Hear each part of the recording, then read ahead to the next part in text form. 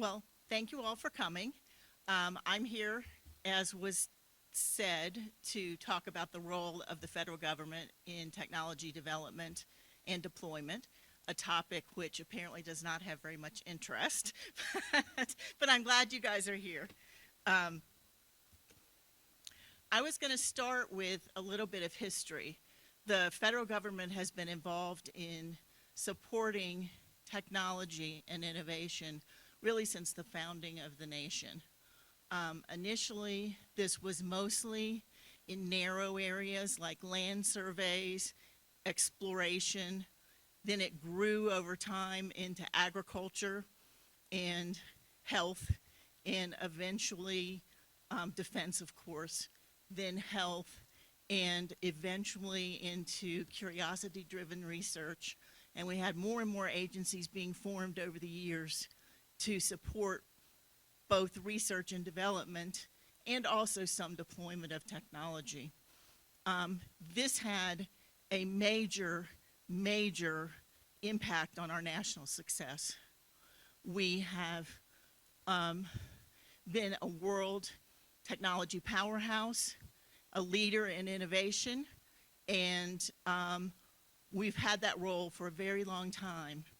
So skipping forward to today, we've got some things that may be changing that picture.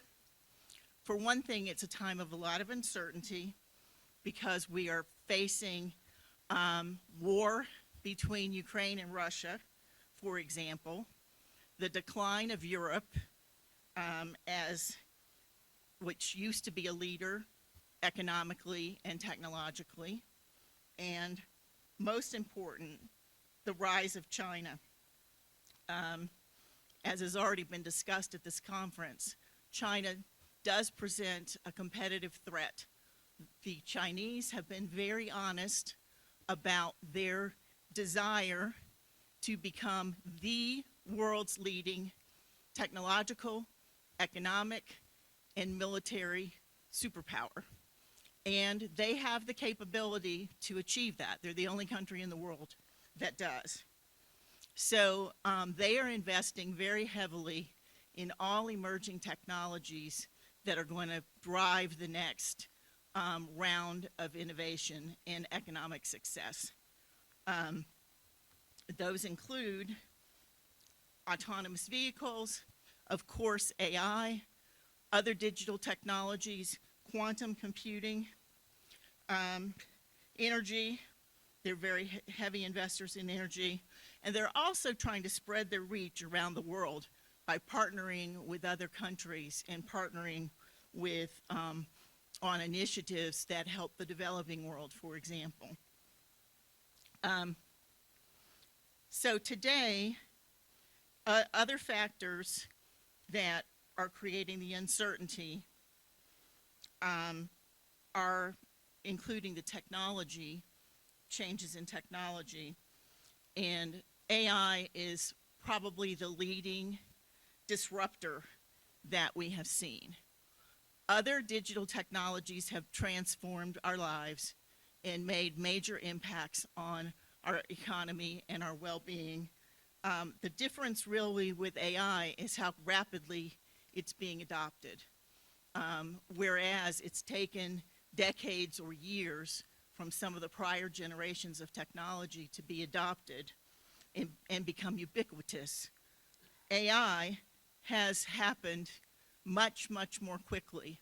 From the time ChatGPT was introduced, it was only 2 years until it was reaching many billions of people all over the world. And that is a record, and other AI applications are having similar impacts. In addition, we have a lot of AI startups. We have markets being disrupted, including entertainment and marketing. We have enormous amounts of investment from published research that I have seen, and not everything is published. Meta has said they expect to invest $65 billion on AI this calendar year. Alphabet forecasts spending $75 billion on AI infrastructure, and Amazon projects $100 billion. So that's quite an investment just from those three companies. Um, to talk about data centers, which is a big issue in Washington, D.C., everybody is wringing their hands over how much computing power we're going to need to support all these AI applications. People are talking building dozens more data centers just in the Mid-Atlantic region where I live. However, I personally think that there's going to be technological solutions that allow data centers not to have to take up as much space. I'm working with a small company, for example, that has developed solutions to reduce the footprint of the equipment in a data center and to make it easier to cool, so it's saving both space and money. Now, let me turn to sort of the status of what's going on in government. We had, during the past 4 or 5 presidents, Clinton, Biden included, and in particular, dramatically expanded the types of investments that the federal government was making in technology and moved closer to investing in commercialization than the federal government had ever done before. And now, with President Trump, as I'm sure everybody is aware, he has announced that he wants to stop all funding of every federal program and that he wants to reduce the size of government. And the headcount grew a lot over the last 20 years, 450,000 people over 24 years. And then, in addition to that, we have a large contractor database, particularly in IT areas. So we also have a large debt. The Congressional Budget Office is projecting $30 trillion at the end of 2025, which is equal to 99% of U.S. GDP. For a long time, political leaders have been giving lip service to the fact that we need to address the debt, but as we know, no one has done it. So some things that we can expect under Trump, I think. Business taxes are likely to go down. That's a positive. He campaigned on lowering the corporate tax rate. He's planning to cut regulation and reduce the cost of regulation to business. This is particularly important for small businesses because the average small business faces a $9,000 per employee in regulatory costs, while a large business only experiences $5,000 in regulatory costs. That creates a barrier to entry, so that would be a positive that could be addressed. Energy, there, I'm not sure what the policies will be. However, I read an interesting article a couple of days ago in the Wall Street Journal that argued that solar and wind are well enough established and close enough to cost parity with traditional energy sources that they actually can now be adopted and will be adopted because the cost has been the barrier. In the research arena, the Obama administration had moved into more mature areas of technology, and this included multi-billion-dollar energy demonstration projects, manufacturing centers, what they called technology hubs, where resources could be aggregated on a regional basis and provide services to small businesses and others. The Biden administration committed $9 billion to funding that. And Trump, again, I think we can deduce from what he did in his first administration was having a focus on, quote, industries of the future. This consisted of AI, quantum, 5G communications, advanced manufacturing, biotech, and autonomous vehicles. He also issued an executive order establishing an AI strategy, and he established AI research hubs, and this is all in the first term. He also took action on quantum. He updated the regulatory process for agriculture and biotech. He promoted commercial drone use. He developed strategies for advanced computing, and probably the most impressive accomplishment was the quick response to the coronavirus.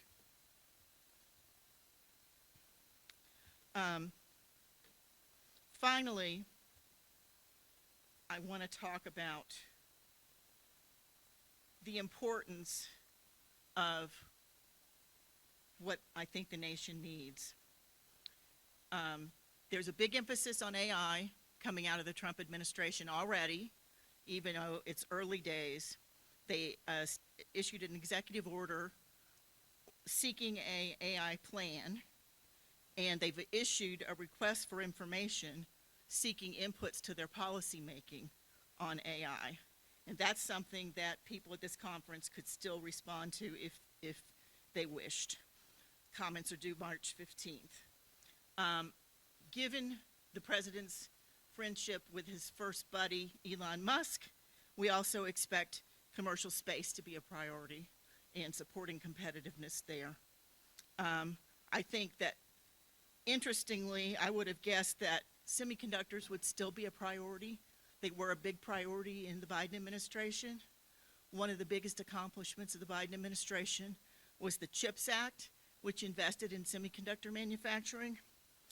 However, President Trump announced last night that he is terminating that initiative. So I was very surprised at that. I think that another major emphasis is going to be pressuring trading partners to create a fair and even playing field for U.S. products and services in the digital arena. There's a concern that some of the European countries in particular have enacted policies and programs that are unfair to U.S. companies. And those are the things that I'm looking at right now. I want to just end by saying that I don't think that the anti-funding and program rhetoric that we're hearing is going to hold. And there's a couple reasons for that. One is Congress. I think they have a different agenda, their own agenda. And another is the fact that we don't want to become a second-class country in terms of our economy or our innovativeness and our competitiveness. And I think that the competition from China will eventually drive all policymakers into a pro-innovation agenda. So I don't expect that rhetoric to hold for that long. I don't know how long it will be. But I feel very strongly that if we want to have a healthy, happy future for our kids and grandkids and a strong economy and job opportunities, we have to be the most innovative country in the world. And we have to work collectively, both the public and the private sector, to achieve that. Now, final thing I will say, I have written a book, Next Generation Innovation, that lays out some themes on how to work with the federal government. So I have one copy, which one of our two lucky audience members could walk out with today. And if the other audience member wants one, I'll be glad to put it in the mail. Thank you very much.